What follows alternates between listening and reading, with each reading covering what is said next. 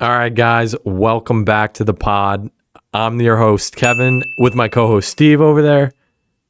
Steve, you got any words for us today? All right. But let's just give a moment of silence for Steve. He was a great friend, a great co host. He meant a lot to me. He's not dead, he's just not here today. And I'm very upset. I was crying in the bathroom before. I just redid my makeup and I'm ready to go. But the good news about Steve not being here is we get to get into the good stuff. The Giants. No Jets content today. Not talking about Rodgers, not talking about Reddick, Brees. They're all dead to me today. Today is strictly Giants content. So we got a little Hard Knock summary. I'll break down the third episode, talk a little bit about the fourth. The fourth dropped on Tuesday. Today is Thursday, so the fourth one also came out. And then we're also going to talk about the training camp. We got some interesting news about that. Of course, there's people injured on the Giants already. Classic. We're not even 2 days in. Someone's already hurt. And then that's basically it for this episode. It's going to be a short but sweet, to the point. So first, we'll talk about Hard Knocks. So on the third episode, the recap, they mostly talked about Saquon becoming a free agent like all the other episodes, but this one really gave in-depth detail about their contract, the numbers, all the free agencies, everyone offering him his money. And then some quotes I have are Shane talking to Saquon's agent on the phone. He said, "We agreed to 12.5 on a 3-year, and they expected Saquon to go out, test the market, come back, and give the Giants the option to match it, or they could walk away if it was too steep for them." Obviously, we know what happened. Got an offer from the Eagles. It was too much for the Giants to match. They felt like they had more pressing needs other than running back, so they let him walk, of course, to the division rival Eagles. Next, while they were talking to, it was Shane and Dable interviewing in the room. They were talking about obviously re-signing Saquon, but they realized their more pressing needs were offensive line. Dable has a quote. He said, "Offensive line is the most important." That scene was interesting when they were together in the office, because it almost seemed like Dable wanted to say the most pressing position might have been quarterback. He could have been thinking it, but he might have repressed himself from saying it because they were under the mic, like the cameras were on them. He could have been thinking it. It did seem like he was hesitant to say offensive line, but he did agree with Shane. So that's something that was pretty interesting in the third episode when they were talking. And then also in that episode, the owner of the Giants, Mara, he walked into Shane's office at 12 o'clock on the dot. That's when I think the trade deadline started. And he said, "Latest on the Saquon thing." And Shane kind of chuckled. It almost seemed like he didn't really care. Like he didn't want Saquon. He chuckled and said, "Chicago's driving up the price and Philly's out." I don't know if that's true or not. That's what Joe Shane said to Mara. But we all know, obviously, that Philly was not out, and I guess he was misinformed, or maybe Saquon's agent was telling him the wrong stuff. But that was a crazy quote, because he emphasized how Philly was out, and Mara was happy about that because he constantly was saying that he didn't want Saquon to go to the Eagles. He'd have a tough time sleeping at night. But what else did he say? Mara, on the reason he wanted Saquon back, he said he's the most popular player we have by far. I'm gonna have a tough time sleeping if Saquon goes to Philly. That was crazy. That was a crazy quote by Mara. I mean, obviously it's terrifying because the Eagles have a much better offensive line than the Giants. Giants have a bottom 10 offensive line last year. No, last year they had a bottom 3, and Philly obviously had a top 10. They did lose Kelsey. I wish Steve was here. He'd be absolutely flaming Jason Kelsey for singing at his Adele concert or Taylor Swift concert.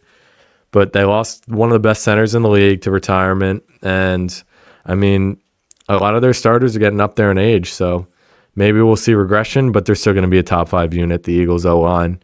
And Saquon, if he can stay healthy, he's going to have a breakout season this year.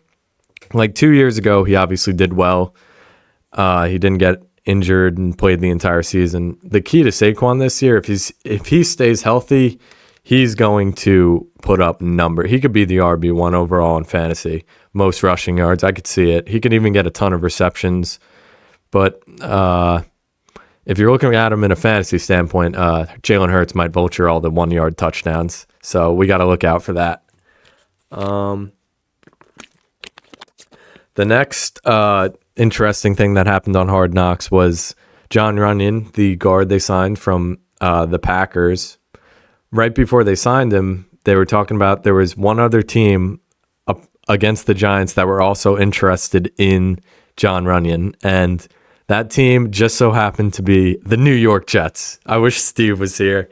I don't even know if he knew that because he doesn't really watch the Hard Knocks, but that was interesting.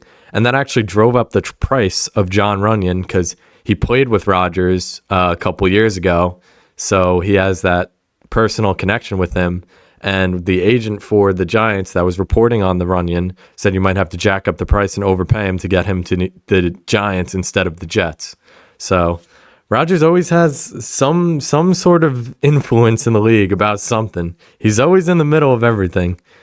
And then the next player that was interesting was Tyrod Taylor. The Giants did say they wanted to re-sign him. Dable said he was fine.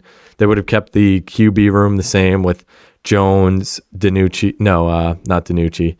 Ben, what was the guy's name? The Italian guy. Whatever his name is, and Tyrod Taylor.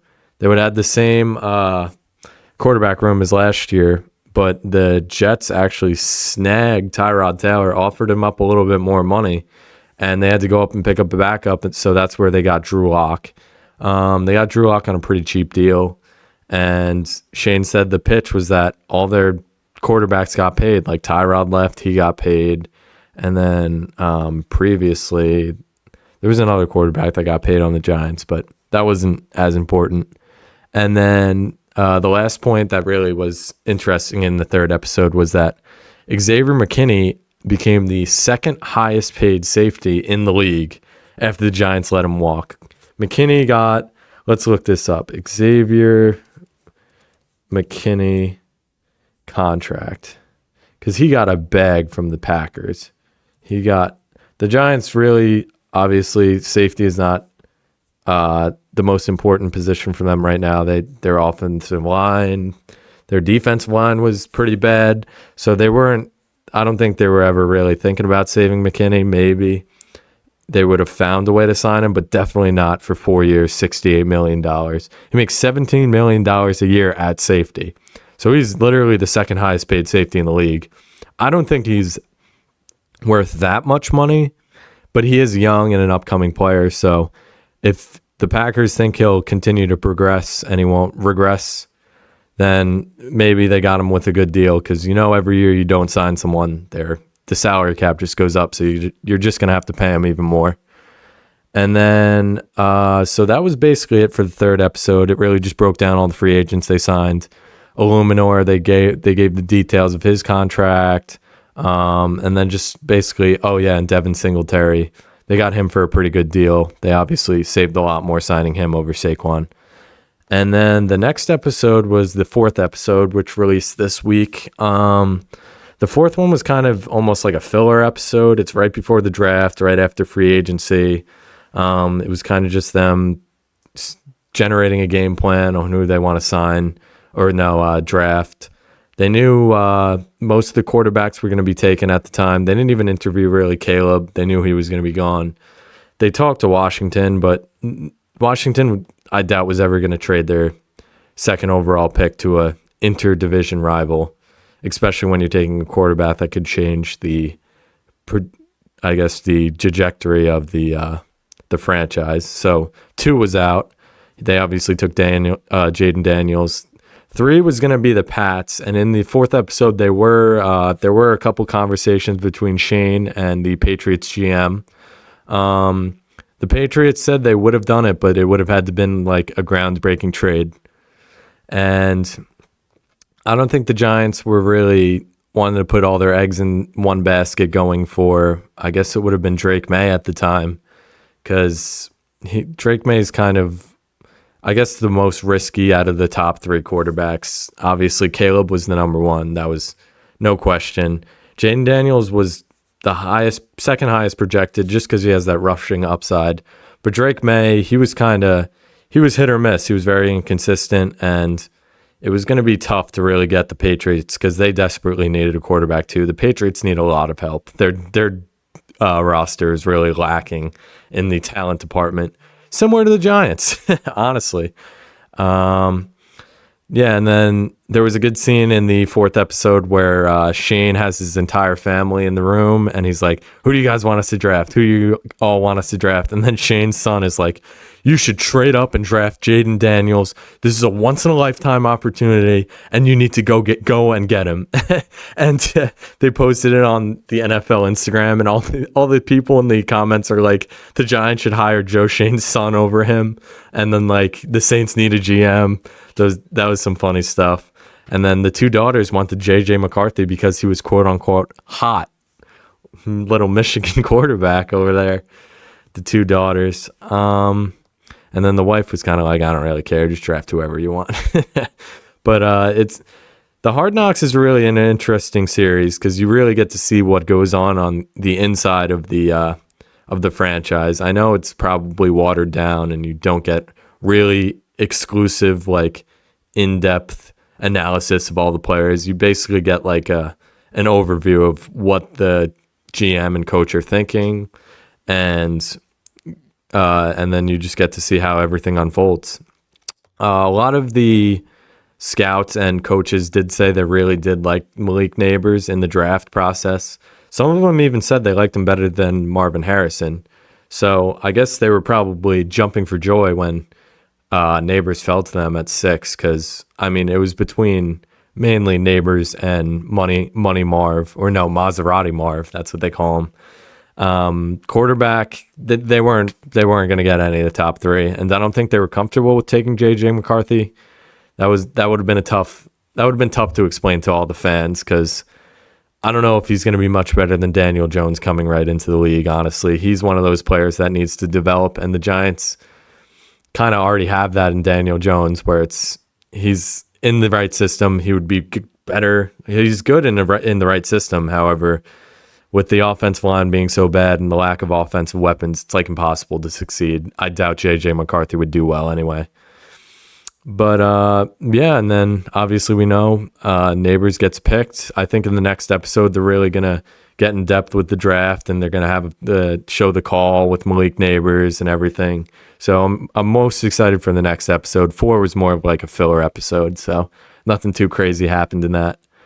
And then now I think we're gonna go to training camp. So training camp started on July 24th. Today is currently July 25th. Yesterday on the first day of practice, we had a lot of interesting news drop. So the big one is Evan Neal, the right tackle. He's always hurt. He got ankle surgery in, I think it was February, and he's still hurt. He's still injured. And I mean, when he plays, he's not good, but he's always hurt too. So Evan Neal's really, this is the lowest point of his career, I'd say, for the Giants right now, because he hasn't played well, and now he's hurt, and he needs those reps with the starting team to really build like continuity with the offensive line, and he's not getting that right now because he's hurt. So it's interesting to see what the Giants' offensive line is going to look like. The starting lineup is probably Andrew Thomas, then I think right tackle, they're going to start Illuminor. Center is going to be John Michael Schmitz. Left guard's going to be Runyon, and then right guard's kind of up in the air. I don't know exactly who they're thinking about starting at right guard, because they have Illuminor training at right guard right now, but they don't have a right tackle as well. So it's really going to be a tough tough choice for the Giants. They really can't get worse at offensive line, which is, I guess, the good news because they were so bad last year that it's almost impossible to get worse. But I say that every year, and they magically get worse. It's honestly, it's a talent. The Giants have a talent. However, they do have the ex-Raiders offensive line coach, and he had them in a top 15 offensive line last year. So we'll see. Right now on ESPN, they have Aaron Stinney at left guard, and they have Illuminor at right tackle, which I like. But that segues into my next point. So Evan Neal's out, and Illuminor got hurt yesterday in training camp as well. So we don't know exactly what's wrong with him. I think it was a core injury, and he tweeted out yesterday that he said, "I'm good," with the thumbs up emoji. So that's promising. We don't know. We still are unsure. People were just speculating it was cramps. So I think for the most part, he should be fine. I'm praying to God he's good because he was the biggest offensive lineman signing this offseason, and he got hurt in the first day of training camp. We're not even 2 days in, and he already got hurt. But I think he's good. So next we'll get to Evan Neal's out. And then the next person that hasn't played a snap in a really long time is Aaron Robinson, the corner. He's kind of a lost cause. He hasn't played in like a year and a half, I don't think. I think he tore his ACL, so he's not looking too good. And then the next player that also kind of got hurt, I think he was hurt prior to training camp, and he might have re-injured himself, was Theo Johnson, the rookie they drafted, the tight end. That's a tough one as well because obviously with the Darren Waller retiring, they have Bellinger, so that's his competition. But Theo Johnson could have walked in and been the starter day one, realistically, if he played well in training camp. But now it's going to be tough because he's hurt, and he's probably going to have that nagging hip flexor injury like the entire season. So that's going to be something we got to keep our eye on. And then the non-contact football injury report, they have Stanley Thomas Oliver, the corner. He's not that good. And then they have Jalen Mills, which is interesting because he might have started at safety. He's all right. He played on the Eagles, and he wasn't that good. So we'll see about that. And then here's a quote from Brian Daboll about Evan Neal. He said, Neal has got to get healthy. Then we'll determine, and all those other things will take care of itself. Right now, we're focused on him day by day. He'll be off to the side. The training staff is going to ease him back in there. How he plays and has contribution to the team will take care of itself from there. He's not far from returning. That's what Brian Daboll had to say about Evan Neal. So that's interesting. I'm not pushing for him to get back because when he's on the field, he's absolutely horrible. And then we'll get back to today's report is basically the same thing. They got Evan Neal and Robinson there and Theo Johnson. And then Illuminor, it was reported he has bruised ribs. So he was injured in practice yesterday. He'll report in some individual drills. And apparently the rookie safety they drafted, Tyler Newman, is also hurt. But they say it's possible cramping. So training camp, it's pretty interesting. There's really not much to report about it. Obviously just started. They haven't really gotten to full swing yet. So there's going to be more injuries. There always is. There's always injuries in training camp. Starters are going to hurt themselves. Not even on the Giants, just throughout the league. There's going to be studs that break their leg, tear their ACL, that literally ends their season in the first 3 weeks. It sucks, but that's the sport. It's a very physical, demanding sport, and that's just what happens. So now I'm going to get into the Giants depth chart, and we'll just break down some of the moves they made in the offseason. Maybe it'll tie into the Hard Knocks, but we'll get into that real quick. So right now, starting quarterback, they have Daniel Jones. He's coming off a torn ACL. I mean, I think all signs are pointing to him starting week 1.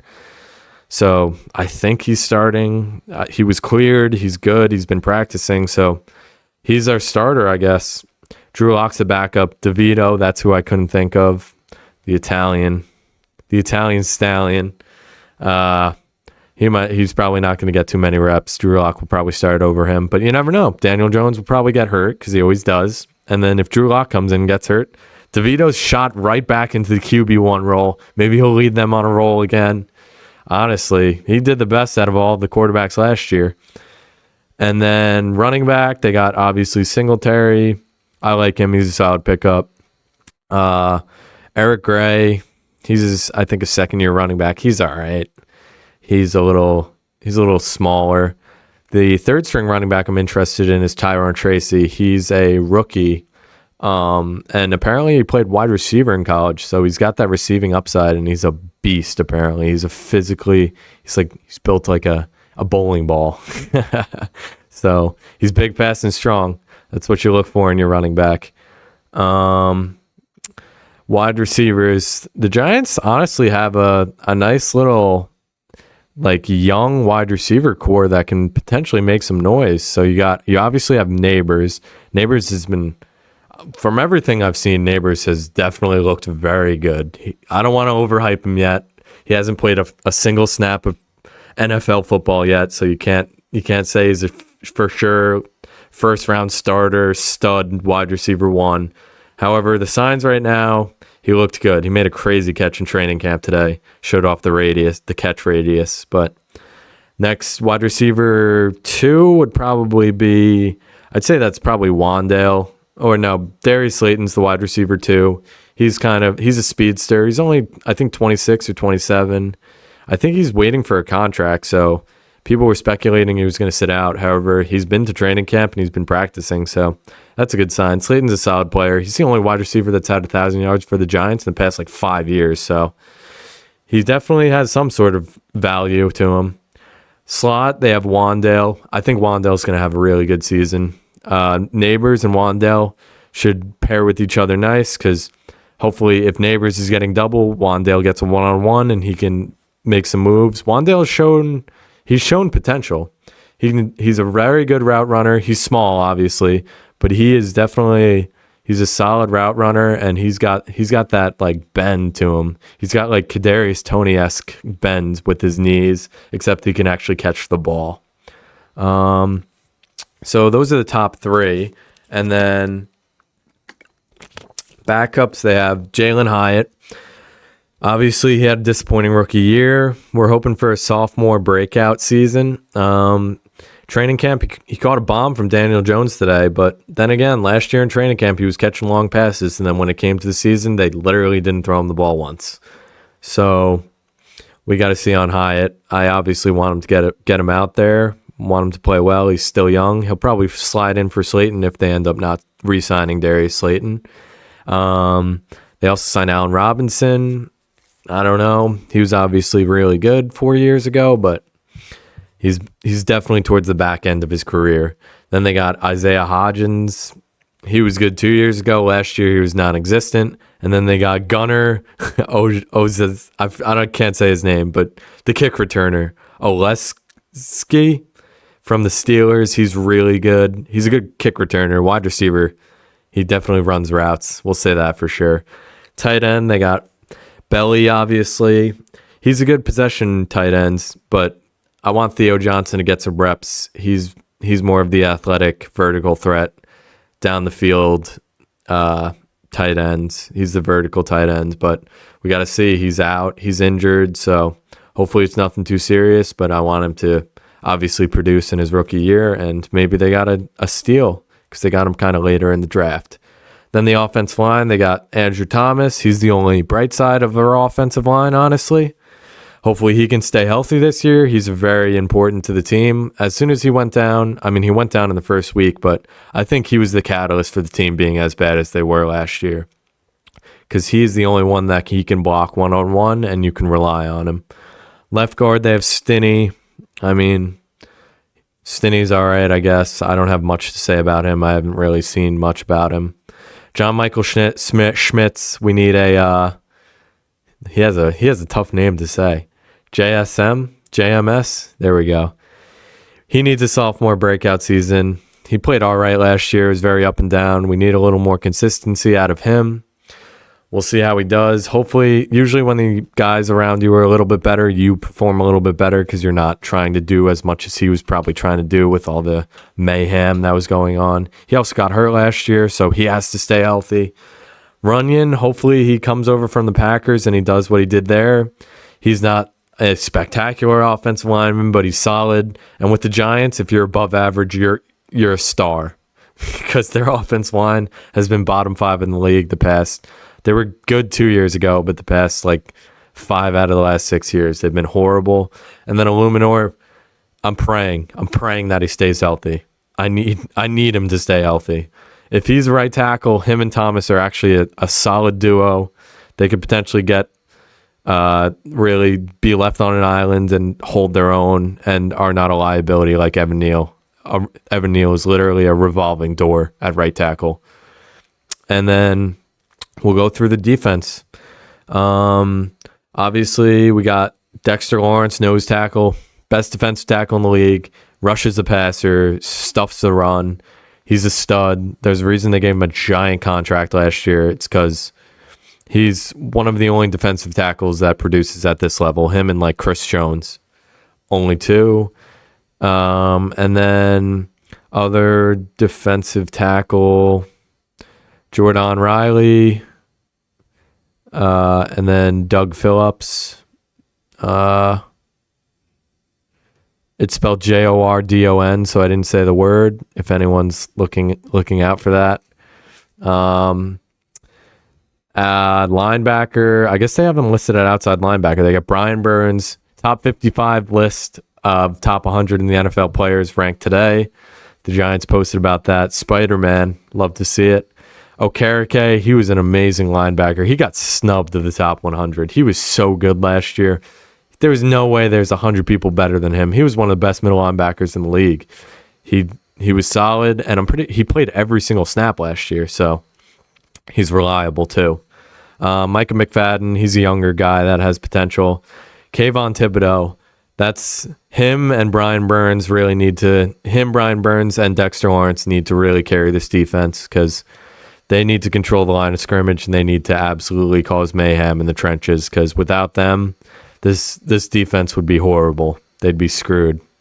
And then corners is really this is where I get stressed at night. We have Deonte Banks. That's about it. That's it. That's all we have at corner. We have Cordell Flott. I'm nervous about him starting. We have Drew Phillips. He's a rookie, so I can't really roast him yet. I don't think he's corner 2 material yet. He's still young, but he might honestly start at this point because they're really thin at cornerback. Trey Hawkins, he showed flashes last year, but I don't think a 6th-round corner should really be starting on your defense if you expect to succeed in the NFL. But, I mean, he could develop. You never know. Stranger things have happened. Then we got Pinnock at free safety. He was all right last year. No one really else. And then strong safety, we have the rookie Tyler Nubin, and the backup would be Jalen Mills, but he's hurt. So I guess the backup would be Dane Belton, and he hasn't played that good so far in his young NFL career. And then special teamers, basically the same. We got Graham Gano and Jamie Gillian. So the roster overall, I think Shane has built a better roster every single year he's been here. They just need to stay healthy and produce. I definitely think this year's roster is better than last year. They have a clear wide receiver 1. They have a much better defensive line. Their secondary is up in the air, obviously, and they've at least put pieces in place to become a better offensive line. They just need to stay healthy. If their offensive line stays healthy, they'll be a little bit better. But other than that, I give the Giants a pretty solid offseason. No matter what, they're going to get flamed just because they're bad organizations. But what are you going to do? You got to win. It's a win-now league. And if you don't win, Dable and Shane are not going to have jobs in, I'd say, T-minus 2 years. That's how quick the NFL works. You don't get more than 4 or 5 years at GM unless you're winning. But we don't know that. We don't know that around here. That's about it for the solo dolo episode today. Thank you, Steve, for your contribution over there. Shout out Ron. Shout outs to everyone. Shout out Will. Beat him in college football 2025. Put it on the pod. It's out there. Boise State, I'm bringing them to the national championship. We're playing on Heisman now, so shit's getting serious. And that's about it for the pod. Not much to talk about, but we're getting closer. 42 days, and NFL season starts. We'll get into some more fantasy stuff in the upcoming weeks. It's obviously starting to come around. We'll do mocks. We'll do whatever you want. Player rankings, sleepers, busts. We'll do all of that. But that's about it. Thank you for tuning in. And remember, bet the over.